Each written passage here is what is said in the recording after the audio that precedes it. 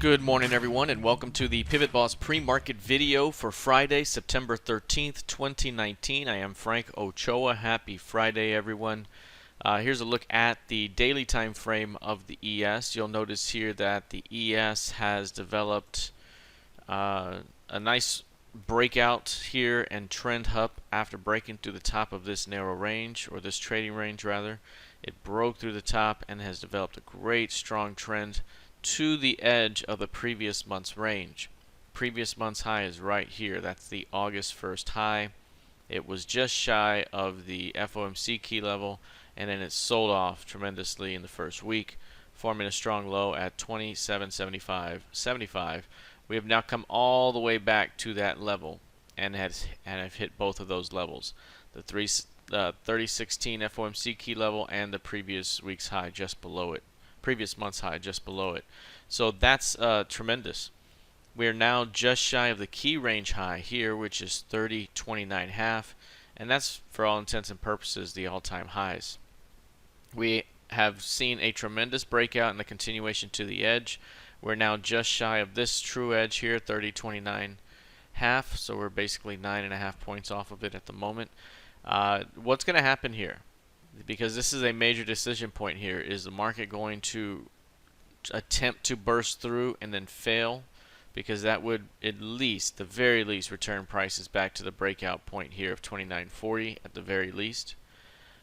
Is price going to rotate back down and find support here off the Pima trigger zone, which could be a buying opportunity here? So that's something that could happen. So we're going to really learn a lot about the market here pretty soon, as price is now testing the highs for the year. And again, this is after breaking this range to the upside. And so given this breakout here, the most likely scenario is for a continuation through those highs. Again, unless price fails to hold 29.40. Alright, let's take a look here at the moment. We're going to switch gears to the NQ. You'll see the NQ is almost at the previous highs as well. Here's the previous month's high, and that right there is the all-time high. Price did return to reach the FOMC key level from July 31st, and that is 79.73.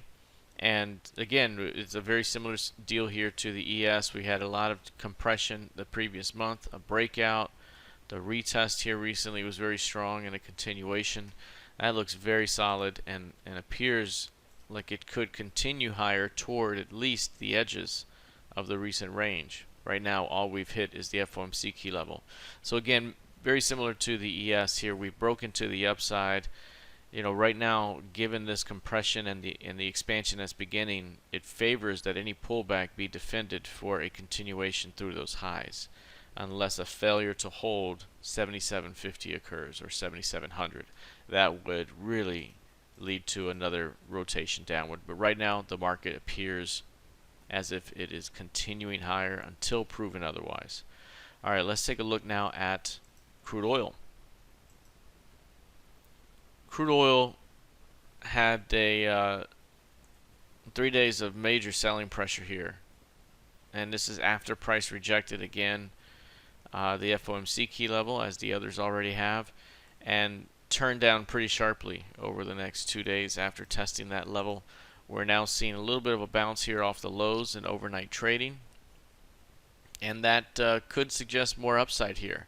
At the moment, on an intraday basis, we're watching 55.40 to 55.50.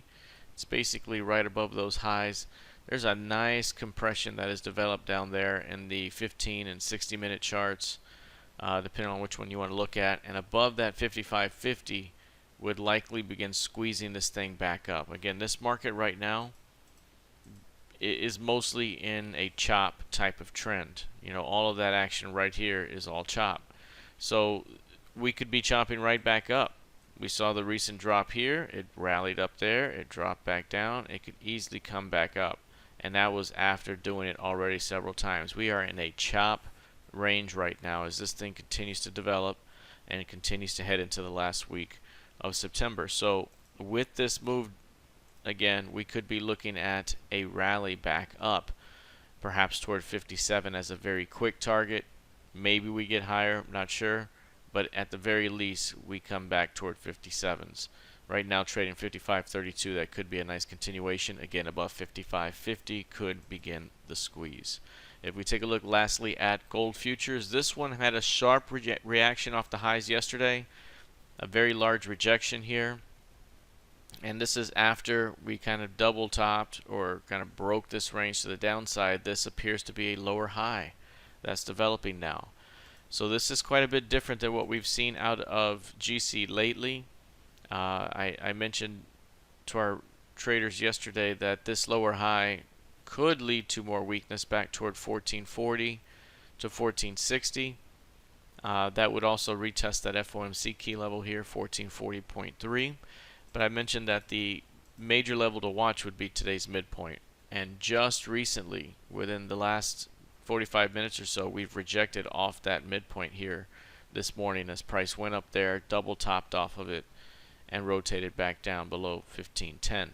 So that's a pretty impressive rejection right there, at least to begin the day. That's what we call a midpoint retest after rejection day. And that sequence can usually lead to more weakness ahead. We do have a little bit of a rounded pattern developing. We do have very clear support at 1490. But if this thing gets to 1490 on this lower high, is at least another 50 handles down to 1440.